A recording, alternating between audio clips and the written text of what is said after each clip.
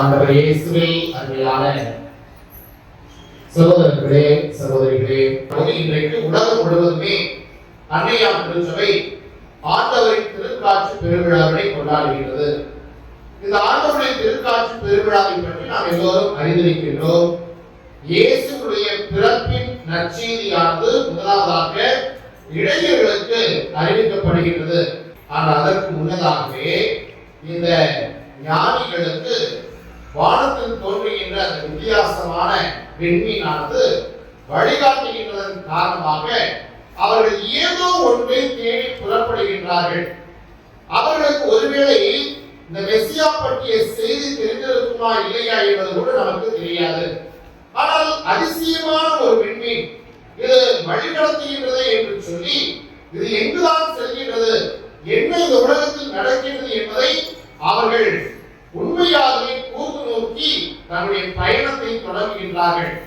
ஒருவேளை அந்த ஞானிகளுக்கான ஒரு கணிப்பு என்னவாக இருந்திருக்க வேண்டும்? இந்த உலகத்தை ஆளப் போகின்ற ஒருவர் இங்கே பிறந்திருக்கின்றார், இந்த உலகத்திற்கெல்லாம் அரசன் ஒருவர் பிறந்திருக்கின்றார். எனவே இது சாதாரணமாக இந்த விண்மீன் இப்படி வானத்தில் தோன்றுவதில்லை, இது அதிசயமிக்க ஒரு விண்மீன். ஆகவே இந்த விண்மீன் எங்கே செல்கின்றதோ அதை நான் பின்தொடர்ந்து செல்ல வேண்டும் என்ற ஒரு எதிர்பார்ப்பு மட்டும்தான் இருந்திருக்க வாய்ப்பு உண்டு. ஆக மெசியாவை பற்றியோ அந்த மெசியா கொண்டு வர இருக்கின்ற மீட்பின் திட்டத்தை பற்றியோ கூட இந்த ஞானிகளுக்கு எதுவும் தெரிந்திருக்க ஒருவேளை வாய்ப்பு இல்லாமல் இருந்திருக்கிறார். ஆனால் இந்த மூன்று ஞானிகளும் மூன்று வித்தியாசமான திசைகளில் இருந்து அவர்கள் புறப்படுகின்றார்கள். ஆனால் அவர்கள் ஒன்றாக சேரக்கூடிய இடம்தான் இயேசு பிறந்திருக்கக்கூடிய அந்த பகுதி, யூதேயா பகுதியில் அவர்கள் வருகின்றார்கள். அந்த யூதேயா பகுதியில் ஒருவரை ஒருவர் பார்த்துக் கொள்கின்ற போது, பேசிக் கொள்கின்ற போது, நாம் புறப்பட்ட இடம் வேறு வேறு, நாம் புறப்பட்ட காலம் வேறு வேறு, ஆக நாம் இங்கு கூடி வந்திருக்கிறோம் என்று சொன்னால் ஒருவேளை இங்குதான் அந்த உலகத்திலே ஆளப்போகின்ற அரசர் பிறந்திருக்க வேண்டும் என்று அவர்கள் நிச்சயமாக ஒருவர் ஒருவருக்குள் தன்னுடைய கருத்துக்களை பரிமாறிக் கொண்டிருக்க வேண்டும். அந்த நிலையில் தான் அவர்கள் அங்கிருக்கக்கூடிய ஏரோது அரசுடைய இல்லத்திற்கு சென்று ஒருவேளை இங்கே அந்த அரசு குழந்தை பிறந்திருக்குமா என்று தரிசிக்க செல்கின்றார்கள். ஆனால் அது வரைக்கும் வானத்தில் தோன்றிய அந்த விண்மீன் அவர்களை சரியாக வழிநடத்திக் கொண்டிருந்தது. ஒருவேளை அந்த விண்மீன் வழிநடத்துவதை இன்னும் அவர்கள் புரிந்து நோக்கி இருந்தால் ஒருவேளை இயேசு இருந்த இடத்திற்கு கூட அந்த விண்மீன் வழிநடத்தி சென்றிருக்கும். ஆனால் இப்போது இவர்கள் அந்த அரச குழந்தையை தேடுவதற்காக, பார்ப்பதற்காக அந்த அரண்மனைக்குள் செல்கின்றார்கள். ஒரு வகையில் அந்த விண்மீனை அவர்கள் தவற விட்டு விட்டார் என்று கூட நாம் சொல்ல முடியும். இது பொதுவாக எல்லா ஆண்டுகளிலும் நாம் அப்படி சொல்கிறோம்.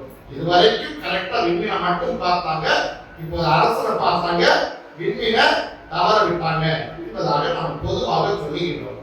ஆனால் இந்த ஆண்டு என்னுடைய சிந்தனைக்கு உட்படக்கூடிய ஒரு சிந்தனை என்னவென்று சொன்னால், ஒருவேளை கடவுள் இந்த ஏரோது அரசனுக்கும் இந்த செய்தியை போய் நீங்கள் சொல்லுங்கள் என்கின்ற ஒரு வித்தியாசமான அழைப்பாக இருந்திருக்க வேண்டும்.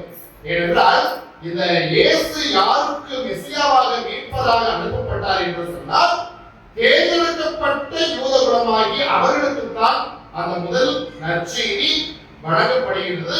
இயேசுடைய வருகையும் அதுதான். அதே வேளையிலே இயேசு யூதர்களுக்கானவர் மட்டுமல்ல, மாறாக இந்த உலகிற்கே அவர் மீட்பர் என்று அந்த செய்தியை சொல்வதுதான் இந்த திருக்காட்சி பெருவிழா. வெவ்வேறு நாடுகளில் இருந்து புறப்படக்கூடிய இந்த ஞானிகளுக்கு இந்த செய்தியானது சொல்லப்படுகிறது என்று சொன்னால் நிச்சயமாக இந்த இயேசுடைய பிறப்பு என்பது ஒரு குறிப்பிட்ட இனத்தவருக்கு மட்டுமல்ல, உலக மக்கள் அனைவருக்குமான மீட்பராக அவர் இருக்கின்றார். இந்த வரக்கூடிய வித்தியாசம் என்ன என்று பார்க்கின்ற போது ஒரு வகையில பார்த்தால் இந்த மூன்று ஞானிகளுமே பிற இனத்தவர்கள். பிறப்பினால் யூதர்கள் அல்ல, ஆனால் பிறப்பினால் யூதர்கள் அல்லாத அவர்கள் பிறப்பினால் யூதராக இருந்த ஏரோதுடைய அரண்மனைக்கு செல்கின்றார்கள். இங்கே வானத்தில் ஒரு வித்தியாசமான விண்மீன்களை வழிநடத்தி வந்தது.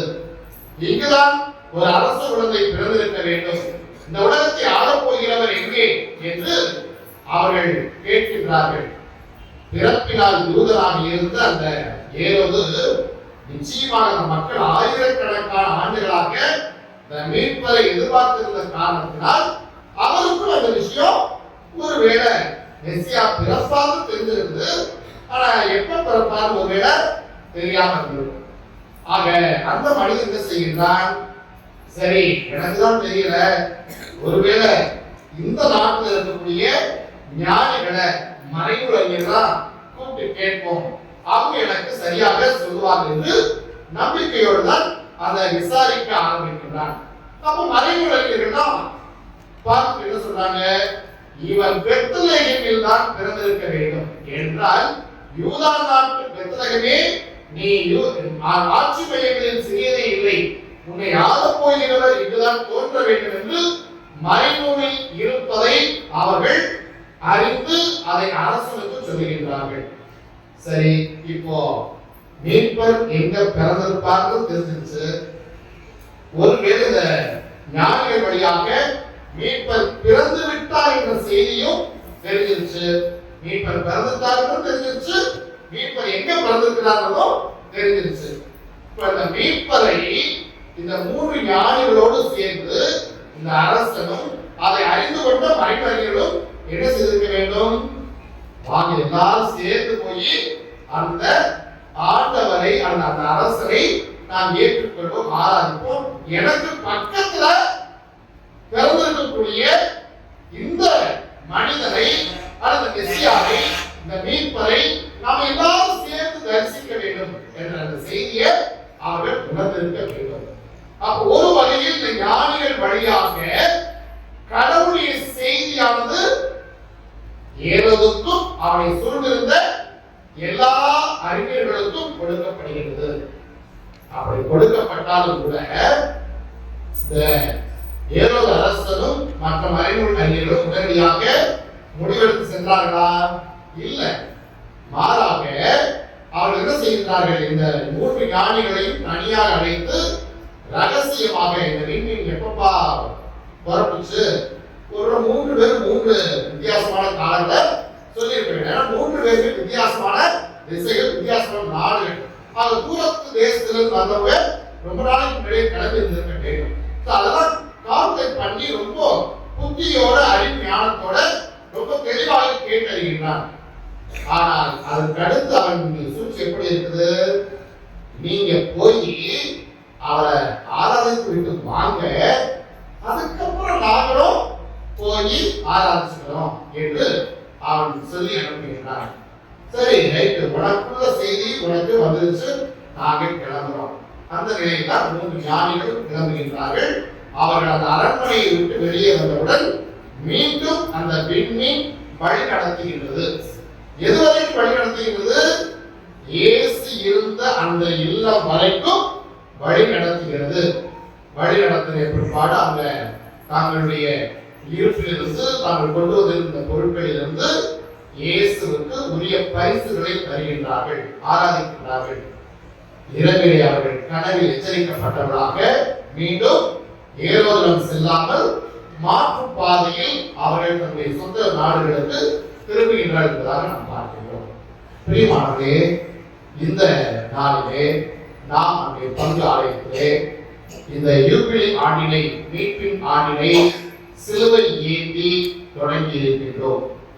திருவதை கேட்டுக்கொண்டது போல இந்த சிலுவை தான் நமக்கு மீட்பின் அடையாளம்.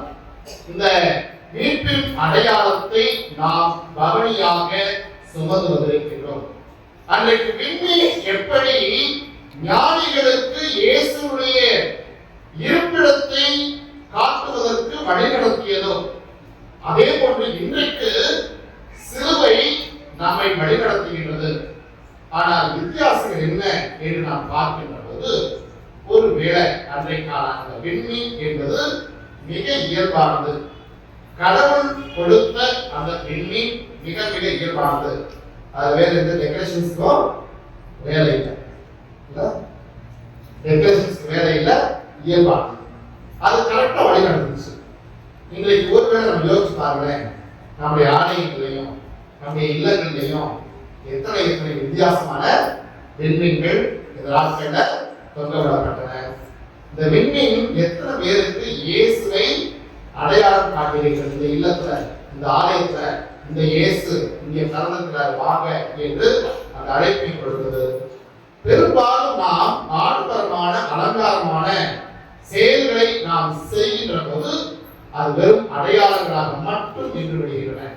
அதே போலதான் ஒருவேளை இன்றைக்கு நாம் இந்த சிலுவையை பவனியாக ஏந்தி வந்து இந்த சூழல்ல ரொம்ப அலங்காரமாக ஆடம்பரமாக பல இடங்கள்ல இந்த சிலுவையை ஒரு தேர்ல வச்சு கூட கொண்டு வந்து பவனியாக வந்தாங்க.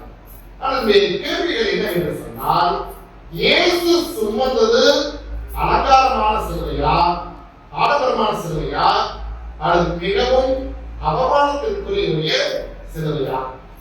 ஒருவேளை நம்ம ஆடம்பரமான சிலுவைகளை, அலங்காரமான சிலுவைகளை நாம் பவனியாக ஏற்றி வருகிறோம் என்று சொன்னால் பார்ப்பதற்கு ரொம்ப பிரமிப்பா இருக்கும். பரவாயில்லை, ரொம்ப பவர்ஃபுல் டெக்னிக், ரொம்ப அழகா இருந்துச்சு. பிரியமானவர்களே, சிலுவையில் மட்டுமல்ல, சிலுவையினுடைய மறைபொருளை நமக்கு உணர்த்தக்கூடிய ஆலய கொண்டாட்டங்கள், வழிபாட்டு கொண்டாட்டங்களில் நாம் எந்த அளவிற்கு மிக அலங்காரத்தை முன்னிலைப்படுத்துகின்றோமோ அந்த அளவிற்கு அவை எல்லாமே நம்மை ஒரு வகையில் இயேசுவிடமிருந்து பிரித்து வைக்கப்படுகின்றன. ஆனால் அலங்காரம் இல்லாமல், ஆடவர்கள் இல்லாமல், இயல்பின் தன்மையில் நாம் அவர்களை பார்க்கின்ற போது நிச்சயமாக எந்த ஒரு செய்தி நம்முடைய மனதிற்குள் செல்ல வேண்டுமோ அந்த செய்தியானது ஓங்கி வெளிப்படுகின்றதை நாம் உணர முடியும். அந்த வகையில் தான் இந்த சிலுவையை நாம் பார்க்கின்ற போது இயேசு நேரடியாக சுமந்த அந்த சிலுவையை நாம் பார்க்கின்ற போது அது ஆடம்பரமான சிலுவை அல்ல, அது அலங்காரமான சிலுவை அல்ல, அது அலங்கரிக்கப்பட்ட சிலுவை அல்ல. மாறாக பயங்கரமான குற்றவாளிகளை கொல்வதற்காக சுமத்தப்பட்ட அவமானத்திற்குரிய ஒரு சிலுவை. அந்த சிலுவையின் மறைபொருள் நமக்கு உணர்த்துவது என்ன? அதை நாம் சரியாக புரிந்து கொள்ள வேண்டும். சிலுவை என்பது பொதுவாக நாம் சொல்கின்றோம் துன்பங்கள் என்று சொல்கின்றோம். உண்மைதான், அதை மறுக்கிறதுக்கு இடமே இல்லை. ஆனால் இந்த ஒருவேளை இந்த அலங்காரமான சிலுவையை வைக்கக்கூடியவர்கள் இந்த ஒரு விளக்கத்தை கொடுப்பாங்க. இல்ல, இயேசு உயிர்த்தெழுதலின் வழியாக அந்த சிலுவையை மாற்றிக்குரிய ஒரு சிலுவையாக மாற்றிவிட்டார். எனவே மாற்றிக்குரிய ஒரு சிலுவையாகத்தான் நாம் பார்க்க முடியும், அது அலங்கரிக்கப்பட்ட ஒரு சிலுவையாக தான் இருக்க முடியும் என்று சொல்வார்கள். ஆனால் அப்பையினுடைய கேள்வி என்று சொன்னால், அந்த மாற்றி என்பது வாழ்வில் வெளிப்பட வேண்டும், வெறும் சிலுவையின் அலங்காரத்தில் அல்ல. மாறாக அந்த மாற்றி கடவுள் இயேசு கொடுத்தாரா என்றால் கண்டிப்பா கொடுத்தாரு, அது மறுக்கிறது கடமை இல்லை. எப்படி கொடுத்தார்? முதலாவதாக அந்த அவமானத்திற்குரிய ஒரு சிலுவையை இயேசு ஏற்றுக்கொண்டு அந்த மனநிலையை பார்க்கின்றோம். எந்த வழியில் அதை ஏற்றுக்கொண்டார்? ஒருவேளை இந்த சிலுவை மரணத்தை பற்றி இயேசு 3 முறை தன்னுடைய சீடர்களுக்கு முன்னறிவிக்கின்றார். மானிட மகன் பல்வேறு வகையான துன்பங்கள் பட வேண்டும், மறைநூல் அறிஞர்களாலும் இந்த அதிகாரிகளாலும் ஆட்சியாளர்களாலும் உதவி தள்ளப்பட வேண்டும் என்ற அந்த செய்தியெல்லாம் இயேசு சொல்லுகின்றார். அது அவருக்கு பிரச்சனை இல்லை, உண்மையாக அதை ஏற்றுக்கொள்கிறார். ஆனால் சிலுவை சுமக்க வேண்டிய அந்த ஒரு நேரம் வருகின்ற போது அவருடைய உள்ளம் எப்படி இருக்கின்றதா? இயேசு சொல்கிறார், என் உள்ளம் சாவுக்கு ஏதுவான துயரத்தில் இருக்கின்றது.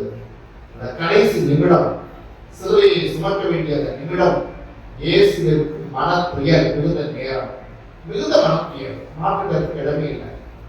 அப்போ இயேசு தந்தையாகிய கடவுளிடம் ஜெபிக்க செல்கின்றார். அப்படி ஜெபிக்க செல்கின்ற போது தன்னுடைய சிலுவை பாடுகளை, தன்னுடைய மரணத்தை அவர் நினைவு கூறுகின்ற போது என்ன வெளிப்படுகிறது? அவருடைய உடலில் இருந்து இரத்தமே வியர்வையாக வெளிவருகிறது. ஏன் இரத்தம் வியர்வையாக வெளிவர வேண்டும்? நமக்கு அது அந்த வாய்ப்பு நமக்கு கிடைக்குமா?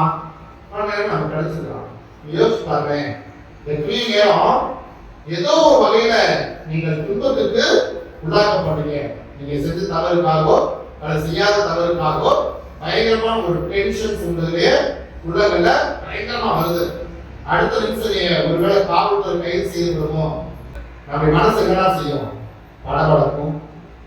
முகத்துல இருந்து நாம் விரும்புறோமோ இல்லையோ பயங்கரமான வேர்வை வெளிவரும். அப்படி வேர்வை வெளிவருகின்ற போது நீங்க நல்லா யோசிச்சுட்டாங்க, அனுபவிச்சுட்டா. ஒருவேளை நிறைய வெப்பமும் வெளிவரும், பயங்கரமான ஹீட் வெளியில வரும், பயங்கரமா இருக்கும் அந்த எக்ஸ்பீரியன்ஸ். ஒரு விதமான பயத்துக்குள்ள போனவங்களுக்கு அது தெரியும், தொட முடியாத அளவுக்கான பயம். இயேசுவுக்கும் அப்படிப்பட்ட ஒரு மிகப்பெரிய பயம் வந்தது. அந்த நேரத்துல இயேசு என்ன சொல்லிக்கிறாரு, எப்படியாவது இந்த மரணத்திலிருந்து வெளியில வந்தா போதும் என்று ஒரு வகையான ஒரு எண்ணம் இருக்குது. ஆனா அந்த நேரத்தில் இயேசு ஜெபிக்கக்கூடிய ஜெபம் என்ன, தந்தையே உமக்கு விருப்பமானால் இந்த துன்பக்கிண்ணம் என்னை விட்டு அகலட்டும், ஆனால் என் விருப்பப்படி அல்ல, உங்களுடைய விருப்பப்படி ஆகட்டும். இந்த துன்பத்தை நான் ஏற்றுக்கொள்ள வேண்டும் என்று நீ விரும்பிவிட்டீர் என்று சொன்னால் அதை நான் ஏற்றுக்கொள்கிறேன். இயேசுடைய சிலுவை மரணத்தை அவர் ஏற்றுக்கொள்கிறார். அந்த சிலுவை மரணத்தை ஏற்றுக்கொள்வதன் காரணமாகத்தான் தந்தையாகிய இறைவன் அவருக்கு ஏற்று வெளிப்படுத்தியிருக்கிறாரு, மகிமையான உயிர்ப்பை தருகின்றார். பிரியமானவர்களே, நம்முடைய அன்றாட வாழ்க்கையில அலங்கரிக்கப்பட்ட சிலுவைகளை நாம் வீதிகள் தோறும் எடுத்து சென்றாலும் நமக்கு ஒன்றும் பெருசா துன்பங்களுக்கும் வந்துட போறதில்லை. பார்க்க ரொம்ப பரவாயில்ல, சூப்பரா இருக்குது, தொட்டு கூட கூப்பிடுவாங்க. ஆனால் இயல்பின் நிலையிலே நம்முடைய வாழ்க்கையில் கடவுள் நமக்கென்று வைத்திருக்கக்கூடிய அந்த திட்டங்களில் நாம் பங்கெடுப்பதுதான் பல நேரங்கள் நமக்கு துன்பமானதாக இருக்குது, கஷ்டமா இருக்குது, வேதனையா இருக்குது. ஏன் இந்த துன்பம் எனக்கு புரியாத அளவுக்கு இருக்கிறத நாம் பார்க்கிறோம். அடையாளத்தை தூக்கி செல்கின்ற போது நமக்கு சிக்கல்களே இல்லை, துன்பங்களே இல்லை. ஆனால் கடவுள் எனக்கென்று வைத்திருக்கக்கூடிய திட்டங்களை உணர்ந்து ஏற்றுக்கொள்கின்ற போது அது உடனடியாக புரிவதில்லை. ஏன் இதை நான் சுமக்க வேண்டும், இது ஏன் எனக்கு, நான் கடவுளுக்கு உரியவன் தானே, எதற்காக இந்த துன்பங்கள், முடியாது என்று சொல்லக்கூடிய ஒரு மனநிலை நமக்கு வருது. ஆனால் அந்த மனநிலையை நம்ம கொஞ்சம் கடந்து பரவாயில்ல, கடவுள் எனக்கு இதை கொடுத்தார்னா அவருக்கு இது ஒரு திட்டம் இருக்குது, அதை ஏற்றுக்கொள்வேன் என்ற அந்த நிலையை நாம் உணர்கின்ற போது நிச்சயமாக மாபெரும் மகிமையினால் கடவுள் நம்மை அலங்கரிக்க விரும்புகிறார். அந்த நிலையில் தான் நாம் இந்த மீட்பின் ஆண்டில், இருபடி ஆண்டில் கொண்டாடுவதற்கு அழைக்கப்படுகின்றோம் என்று சொன்னால் அது மிகையாகாது. பிரியமானவர்களே, அந்த நிலையில் தான் நம்முடைய வாழ்க்கையில் பல வகையான துன்பங்களை பார்க்கின்ற போது அந்த துன்பங்களை ஒருவேளை தொடக்கத்தில் பார்க்கறது எனக்கு கஷ்டம் தான், இல்லைன்னு நான் சொல்ல மாட்டேன். ஏன்னா புரியாதவங்க இருக்கும், ஏன் இதனால எனக்கு என்ன கிடைக்க போகுது, எவ்வளவு அவமானம் கிடைக்க போகுது, எவ்வளவு இழிவானது கிடைக்க போகுது, பயம் இருக்கும். ஆனால் கடவுள் எனக்கென்று வைத்திருக்கக்கூடிய திட்டம் ஒருபோதும் குறையாது. கடவுள் என்னை மகிமையினால் நிரப்புவார் என்கின்ற அந்த புரிதல் வருகின்ற போது அந்த துன்பம் என்பதை நாம் எளிதில் ஏற்றுக்கொள்ள முடிகிறது. எளிதில் ஏற்றுக்கொள்வது மட்டுமல்ல, கடவுளுடைய திருமணத்திற்கு ஏற்ற வகையில் அந்த துன்பங்களை நாம் ஏற்றுக்கொள்கின்ற போது அது மாபெரும் மகிமையினால் நிரப்பப்பட்ட வெற்றிகளின் கொண்டாட்டமாக மாறுகிறது. பையவெட்டி மக்களுக்கு ஏற்கனவே தெரிஞ்சதுதான். இந்த பங்குக்கு நான் அனுப்பப்பட்ட போது உங்களுக்கு தகவல் கிடைக்கிறது கூட பாத விருப்பங்களாலே இந்த பங்குக்கு வராது, மையப்பட்டியை அவர் எப்படியாவது தவிர்த்து பழைய கோயிலுக்கு அது டவுன் பங்குக்கோ போகணும்னு ஆசைப்பட்டாரு. ஆனா வேற வழி இல்லாம வந்துட்டாரு. உண்மையிலே எனக்கு அது சிக்கலாக தான் இருந்துச்சு. ஏன்னா எனக்கு வேற டவுன் பங்குன்ற அந்த நிலையா இல்லை. அடுத்து எனக்கு ஜூபிலி வருது, எனக்கு விருப்பம் வெளியிலா வருது, கொஞ்சம் எல்லாரும் சேர்த்து வருவதற்கு கொஞ்சம் நகர்ப்புற பங்கு கிடைச்சா நல்லா இருக்கும் அப்படின்னு என்னுடைய ஆசை. இந்த இடத்துல எப்படி நான் பிளான் பண்றபடி இவ்வளவு பெரிய விழாவை கொண்டாட முடியுமா, இதற்கு வசதிகள் இருக்குதா என்று அந்த மன போராட்டம் தான் ஏற்றுக்கொள்வதற்கு தொடக்கத்தில் தயக்கம். ஆனாலும் கடவுள் எனக்கு இந்த இடத்தை கொடுப்பார் என்று சொன்னால் என்னுடைய விழாவை அவர் வேற வகையில கொண்டாட போறாரு, நிச்சயமா மகிமையில் நிரப்ப போகிறார் தான் என்னுடைய புரிதல். அதை குறித்து நான் உங்களுக்கு ஏற்கனவே ஒரு முறை மறந்து சொல்லியிருக்கேன். எப்படி கொண்டாட போறேன்னு தெரியாது, ஆனால் நானே இது பிளான் பண்ணி செஞ்சா கூட இந்த அளவுக்கு இந்த கொண்டாட்டம் இருக்குமா என்று புரியாத அளவுக்கு கடவுள் மிகப்பெரிய மகிமையினால் நிரப்புவார் என்று உங்களுக்கு ஏற்கனவே சொல்லியிருந்தேன். இப்போ குறிப்பிட்ட நான் சொல்றது உண்மையிலேயே நகர்ப்புறத்துல போயிருந்தா கூட இவ்வளவு பெரிய கிரவுண்ட் எனக்கு கிடைச்சிருக்குமான்னு தெரியாது, இவ்வளவு மக்கள் கூட்டம் சரியான நேரத்துக்கு வந்திருப்பாங்களான்னு தெரியாது. இவ்வளவு பெரிய மகிமையினால் கடவுள் பெரிய ஆசீர்வாதத்தினர், அதாவது வெயில் நேரம் கடுமையான நேரமாக இருந்திருக்க வேண்டும், ஆனால் அதை குளிர்ச்சியான நேரமாக்கி கடவுள் அதை மகிமையோடு கொண்டாடினார். அதுதான் என்னுடைய வாழ்க்கை.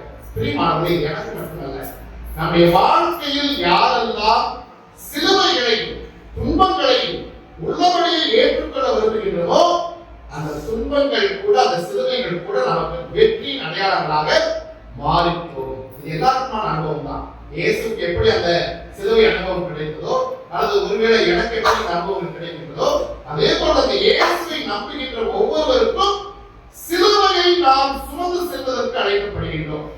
அது வெறும் மரத்தினாலான அல்லது தங்கத்தினாலான சிலுவை அல்ல. வாழ்க்கை நிகழ்வுகள், வாழ்க்கையில் உண்மையான துன்ப அனுபவங்கள், இந்த துன்ப அனுபவங்கள் ஒருபோதும் நம்மை கைவிட்டு விடாது. மாறாக இந்த துன்ப அனுபவங்கள், இந்த சிலுவையின் அனுபவங்கள் நம்மை இயேசுவிடம் அழைத்து செல்கின்றன. ஒருவேளை இந்த செய்தி நமக்கு கிடைச்சிருச்சு, நம்முடைய வாழ்க்கை இப்படி ஆரம்பிச்சா நல்லா இருக்குன்றத அந்த செய்தி வருடத்துடைய முதல் ஞாயிற்றுக்கிழமை கொடுக்கப்பட்டாச்சு. இதை ஏற்றுக்கொள்வதும் ஏற்றுக்கொள்ளாம போவதும் அவருடைய வாழ்க்கை தான் இருக்குது. எப்படி ஏரோதுவுக்கு இயேசு பிறந்த செய்தி கொடுக்கப்பட்ட பிற்பாடும் இயேசுவை உடனே சென்று ஆராதிக்க மனமில்லாதவராக ஏரோது போனானோ, அதே போல ஒருவேளை நாம துன்பங்கள் அடைவதன் வழியாக மகிமையை பெற வேண்டும் என்ற செய்தி அறிந்ததற்காக கூட அப்படின்னு நாம் ஒதுங்கி கூட போகலாம். ஆனால் ஒதுங்கி போகின்றவர்கள் இயேசுவை ஆராதிக்க முடியாது. ஆனால் மாறாக தன்னுடைய வாழ்க்கையில் இந்த சிலுவையை, இந்த துன்பங்களை ஏற்றுக்கொள்ள தயாராக இருப்பவர்கள், அதெல்லாம் கடந்து நாம் பார்க்கின்ற போது தந்தை இறைவனுடைய திருவிழத்திற்கு ஏற்றவர்களாக வாழ விரும்புகின்றவர்கள் மகிமையினால் ஆசீர்வதிக்கப்பட்டவர்களாக இருப்பார்கள். பிரியமானவர்களே, 2025 ஆண்டு ஜூபிலி ஆண்டு நாம் ஒவ்வொருவருக்கும் இந்த மீட்பின் கொடைகளை கொடுக்கக்கூடிய அற்புத அனுபவமிக்க ஆண்டாக மாறுவதாக என்று வாழ்த்துகிறேன், ஜெபிக்கிறேன். ஆமென்.